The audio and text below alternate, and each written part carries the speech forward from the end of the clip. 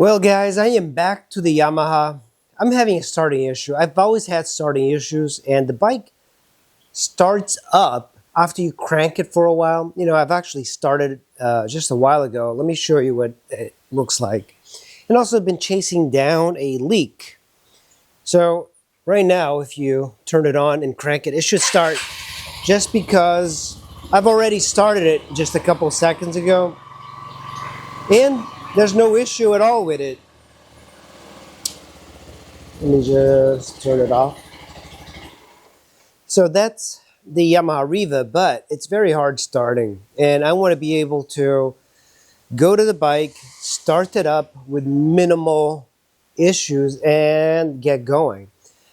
And I believe it's just the idle speed jet, and I can't get that thing clean enough. So there's a couple of ways of getting that carb out. One is dealing with this tightness, but you see I can't really reach the other bolt, so I'm going to try and remove the engine once again, and I have limited space to work. As you can tell, I have the gold wing here. That takes up a lot of real estate, and then I have the CRF. So very limited space to work, which I don't particularly like. And today's a perfect day for working on bikes because it's all disgusting outside. Before I get started, I want to show you the Goldwing. This thing is so massive. It's so good. It's such a good bike. And when people talk about Goldwings, you guys really should listen because this is an insanely good bike. I can't believe I got it with only 12,000 miles. It is mint. There's a couple scratches on it, but not much. I mean, this thing has never been dropped. It's been babied all its life. It's been garaged all its life. It's got some issues. And the issues are like typical Goldwing things. So the button stick, and I've been working on them. But I believe it's, you see this? When you put it on, the cruise control stays on. So you can kind of, and I've been like working them to try and get them to pop back out. The reverse light, see, it won't go in. It'll work if you just hold it. So that's the thing, and what people have to do, the real fix is to remove it and then re-grease it. Apparently there's some grease in there that Honda uses that by now it's kind of caked over, and it's kind of just creates that stickiness. But all of these buttons work. This is the same thing, like even this one. So you see like how it sticks in? Now it's working. I guess if I push it at the bottom, it works a little bit better. So that's my the big issue with this bike. It's just the pushing in of the buttons. And I got this to work. Apparently it was disconnected down here. Don't know why the previous owner disconnected it. But riding this thing, I connected it to my phone now. This is an amazing bike to ride. You know, 6 cylinders. It is just, it's ultra smooth. I believe this is for the CB radio. I don't think anybody uses CB radios anymore. At least I've never used one. Then there's these little pockets here where you can put, you know, your stuff. Perfect passenger bike if you really want like some ultimate comfort. This is the bike for it. But it does take up a lot of space in a garage, and that's the only downside.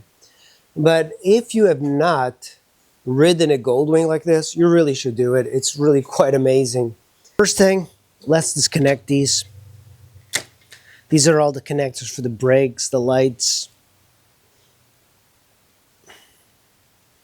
And of course, my blinkers are not working yet. Man, it's these old connectors. And there's one more. The screen connector right here.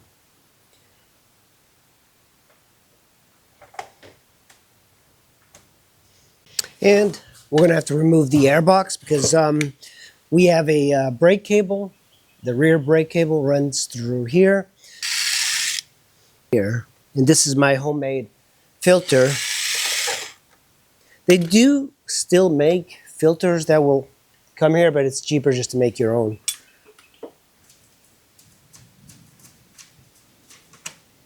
Right there. So now there's a leave. Should pop out. So for the cable to get it out, there's a 10 millimeter, and you have to use a wrench like this and remove it. So you loosen that cable. It should just kind of dangle. So that's good, and then we'll be able to slide it out. So now it's okay. You can just pull it out to the side. And it's a little cut here, but it's no big deal. Also, on this section, there's this bracket. Make sure you hang on to that. And now we're going to work our way to the front here. We're also going to remove the gas tank and everything along with it. Not looking forward to removing all of this again, but when you don't clean things properly, that's what happens. So we're going to remove the gas tank. And yesterday I cleaned the petcock, and it looks like it's leaking. Yeah, it's leaking out of somewhere. Where's it leaking through? Yeah, it is leaking through a new place. We're going to have to look at that. Let me see. Yeah, so now when you remove it, there's no fuel going out. So that's exactly what we want. Remove the vacuum. So there's a fuel line and a vacuum. There's still a little bit of fuel pouring, just drips. Before it was completely open. I want to give you a better shot to this. This is a solenoid 1, solenoid 2. One is like the higher speed one. One is the lower speed one. I don't know exactly what. But before, I believe these were mismatched. I believe these are working correctly. And you also have this canister here. Make sure you know where the cables go here. Part that I found confusing. So there's solenoid 1, solenoid 2, and you see the cables. It's not obvious which is which, but I'm assuming this is correct because it was writing so well. And this is B. You can see there's a B on here. Solenoid 1 goes like that. And I put a 1 on there. And then this solenoid has got a 22 and a C. And I have the cables on there. So hopefully this is going to work. Now there's this vacuum here. All of these things connect to the carb. That's what makes it so complicated. There's one. And these are going to be obvious when you put them back. They're individual connectors that are a little different. And I routed this wrong when I put it back. I should have put it on the inside of the frame. Here, it's just a ground, which is these two little things there. Move this one on the other side. Here's another wire to remove. It's I wonder if I did this correctly. It's black and goes into white. Yeah, probably didn't do this right. But I think it's the only one. Sure to disconnect the battery first, but live and learn.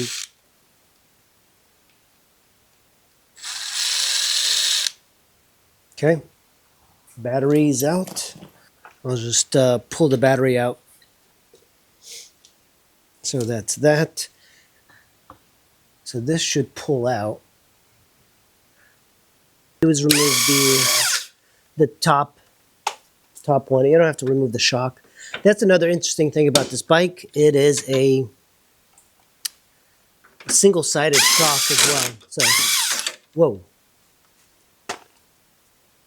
I should have put something underneath the bike. Live and learn, right? So what I'm going to do is I'm going to put this 19 millimeter here. I'm going to have to do that. And then rotate it on the other side until it hits the foot peg here. Because that's the only way to hold it without having somebody. And I'm on the other bolt. So let's see if it'll move down.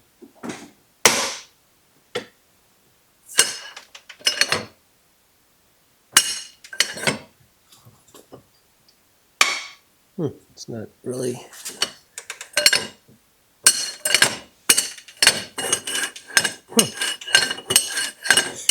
All right, so it's actually moving pretty well now. There we go. So now it's moving and it gets locked in there.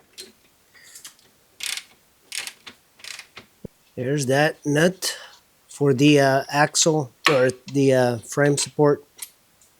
And now, yeah, I have to put it this way.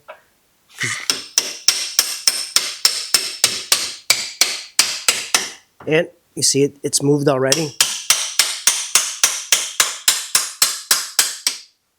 Now I should be able to pull out that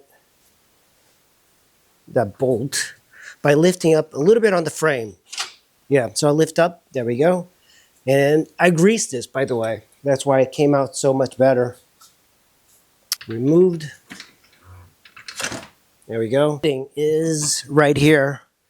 There's the another vacuum right there.